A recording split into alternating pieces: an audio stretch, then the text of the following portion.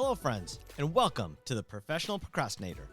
I'm your host, Rohila, and if you're tuning in, chances are you're ready to turn the page on your procrastination habits. Each episode is a step towards action. No guilt, just positive energy and better strategies. Let's jump in and make procrastination a thing of the past.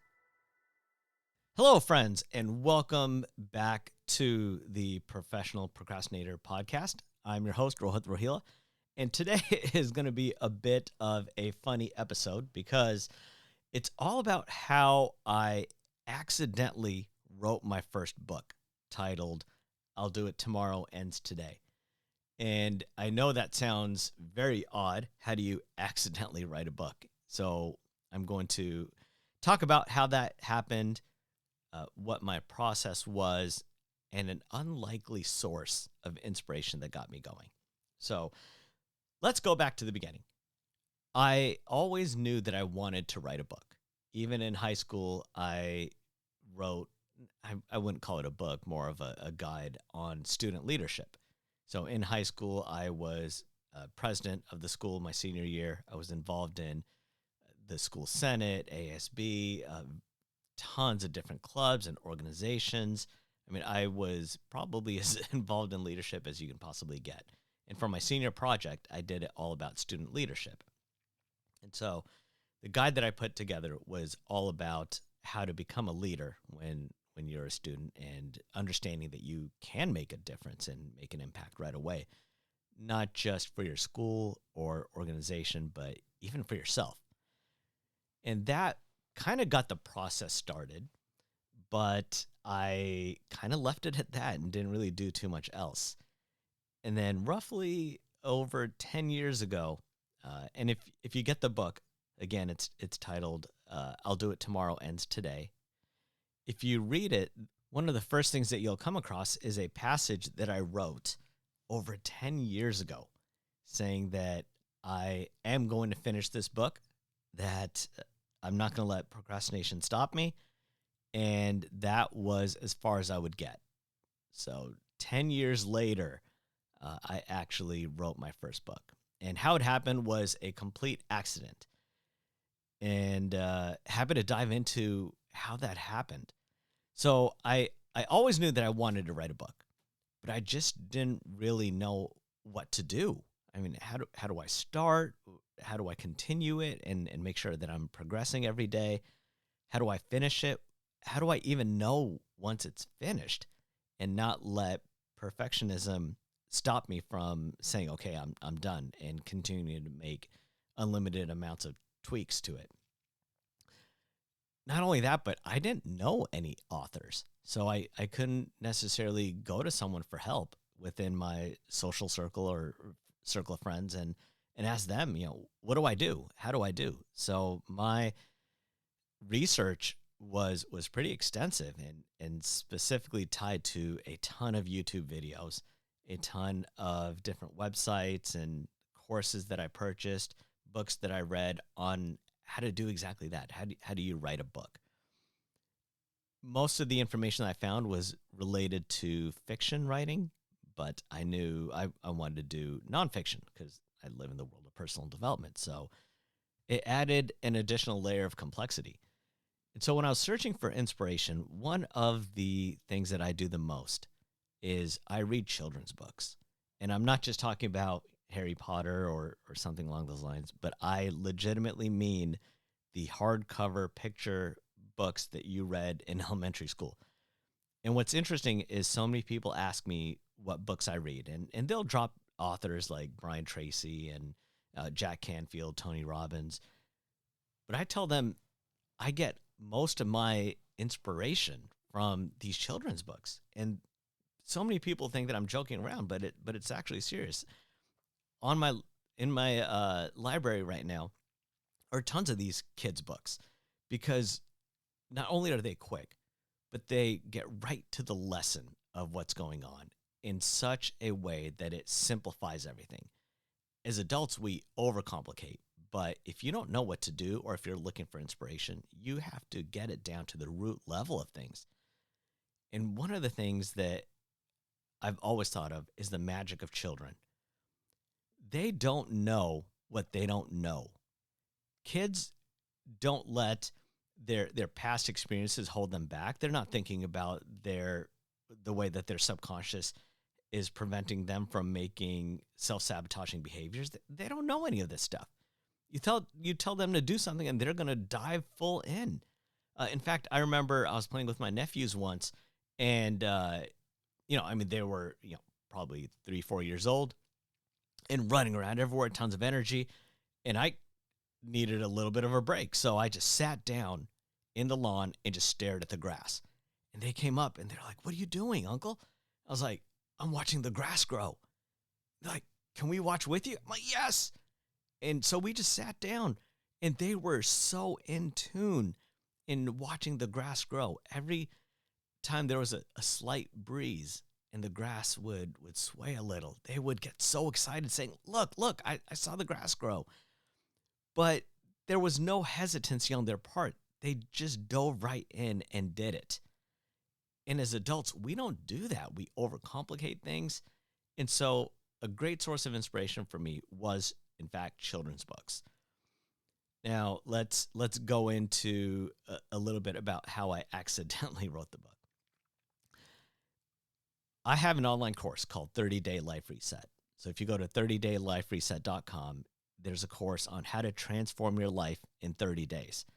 It is a very powerful and robust course. As I was going through it, I knew that I needed to do some marketing for it. And so I went to Facebook and went to all my friends, and I said, "Okay, friends, if you could have one piece of personal development that really speaks to who you are, what do you feel is holding you back, or what would you want to learn to move forward in life?" And the overwhelming response was all about procrastination. And that's interesting because procrastination is something I feel we all can admit that we suffer from. And at the time, I thought it was just, at the time, I thought it was more simple than it really turned out to be. I thought it was, I know I need to vacuum the house. I just don't want to. I know I need to take out the trash or mow the lawn. I just don't want to. I'd rather watch TV. But after doing research, it amazed me at how procrastination shows up in all aspects of your life, even down to relationships and making medical appointments and your communication. I mean, it was just mind-blowing. And so since procrastination was what the people wanted, that's what I gave them. So I did a presentation on procrastination. And it was about a half hour. Now, at the end of this presentation, I just happened to record it. And I figured, okay, I've already done a lot of this work. Let's just have it transcribed, and I'll put together a little guide to accompany the video. Well, I had it transcribed and then sent it to an editor who polished it up a bit. And it turned out to be roughly about 80 pages. And that astounded me because I was like, okay, if it's 80 pages, that's probably not too far away from being a book, right? So I went to my library and looked at some of the books on my bookshelf. And sure enough, a lot of the books that I had were about 100 pages, 120 pages or so. So I knew I could expand on that, and that's what I did. Was I took those 80 pages and kept on expanding it and fine-tuning it and putting together a nice action plan roadmap. Before I knew it, I had 200 pages of a book, a lot more than a lot of the books that were on my bookshelf. And so that's essentially how I accidentally wrote a book. I didn't intend to do it. It was simply just an online course, and I was trying to create some marketing material. I gave a presentation based off what people wanted, had it transcribed, and expanded it a little bit, and there's a book. Here's the thing. What always prevented me from doing this in the past was I didn't know what to do. And I realized I would always compare myself to successful published authors. And when you set your own finish line to the finish line of professionals, you're always going to fall short. I don't have the experience. I've never wrote a book before. I don't know what I'm doing. So if I compare myself to a Tony Robbins finished, polished book, I'm going to fail every single time. What I need to do is just like children do, just dive in and learn. And that's what I did. I can't tell you how many mistakes I made from this book. Even looking at it now, there are things that I wish I could do differently. But I'm glad that I at least got it done. And now I'm already planning the second book, which is really exciting for me. I did not think that I would be an author, a multi-book author. I knew I wanted to write one book in my life, but that was the extent of what I wanted to do. But already I can see that this is a passion that I never truly thought that I would have. And it stemmed from just diving in. And so that's what this episode is about. You just have to dive into stuff. Don't let your fear of not knowing hold you back. Because here's the thing. You're going to mess up a lot.